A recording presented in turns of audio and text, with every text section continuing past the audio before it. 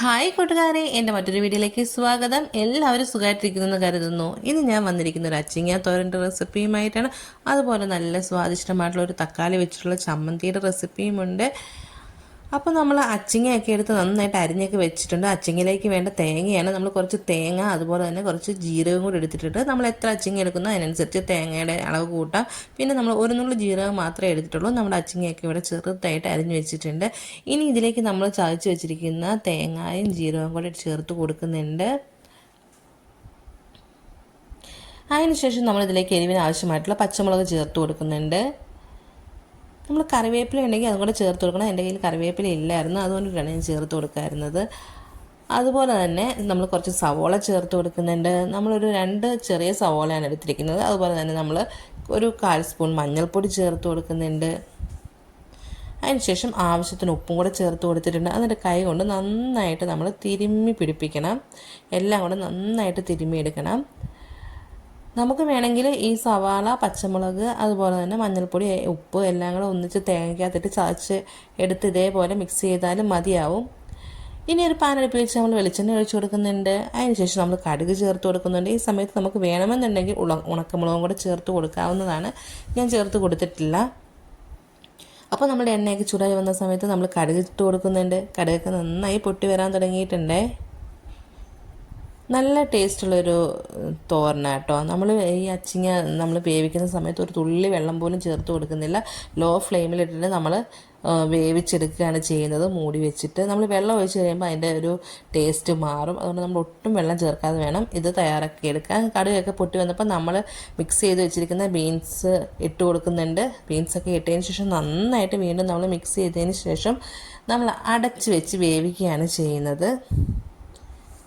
നിങ്ങൾക്ക് എൻ്റെ വീഡിയോസ് ഇഷ്ടമാവുകയാണെങ്കിൽ ലൈക്ക് ചെയ്യാനും അതുപോലെ തന്നെ ഹൈപ്പിൻ്റെ ഓപ്ഷനിൽ ഒന്ന് ഹൈപ്പ് ചെയ്യാനും ലൈക്ക് ചെയ്യാനും ഒന്നും മറക്കരുതേ.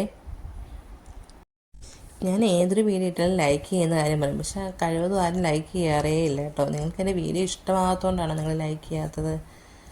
അപ്പോൾ നമ്മളുടെ ബീൻസൊക്കെ നമ്മൾ നന്നായിട്ട് എണ്ണയ്ക്കകത്തിട്ട് മിക്സ് ചെയ്ത് കൊടുത്തിട്ടുണ്ട്. ഇനി നമ്മളിതൊന്ന് മൂടി വെച്ച് വേവിച്ചെടുക്കാൻ വേണ്ടി പോവാണ്.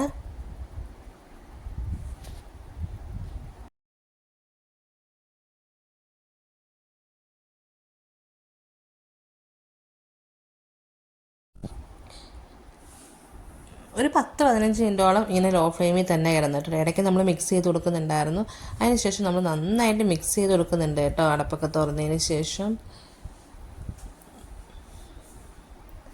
അപ്പോൾ നമ്മുടെ സ്വാദിഷ്ടമായിട്ടുള്ള നമ്മുടെ തോരനൊക്കെ ഇവിടെ റെഡിയായി വന്നിട്ടുണ്ട്. നിങ്ങളെല്ലാവരും ഒന്ന് ട്രൈ ചെയ്ത് നോക്കണം. ഇതേപോലെ ഒട്ടും വെള്ളമൊന്നും ചേർക്കാതെ ഇങ്ങനെ തന്നെ മിക്സ് ചെയ്തിട്ട്. പിന്നെ നമ്മളൊരു തക്കാളി ചമ്മന്തിയാണ്. നമ്മളിവിടെ ഒരു 3 തക്കാളി അതുപോലെ തന്നെ ഒരു 3 സവോള എടുത്തിട്ടുണ്ട്. പിന്നെ നമ്മൾ എടുത്തിരിക്കുന്നത് പച്ചമുളകാണ്. നമുക്ക് എത്ര എരിവ് വേണം അതിനനുസരിച്ച് നമുക്ക് പച്ചമുളക് എടുക്കാവുന്നതാണ്.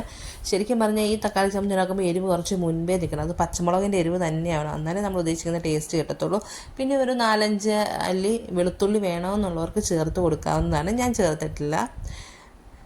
നമ്മുടെ സവോളയും തക്കാളിയൊക്കെ നമ്മൾ ചെറുതായിട്ട് അരിഞ്ഞെടുത്തിട്ടുണ്ട്. ഒരു പാനിലേക്ക് നമ്മൾ എണ്ണ ഒഴിച്ചതിന് ശേഷം കടുക് പൊട്ടിക്കുന്നുണ്ട്.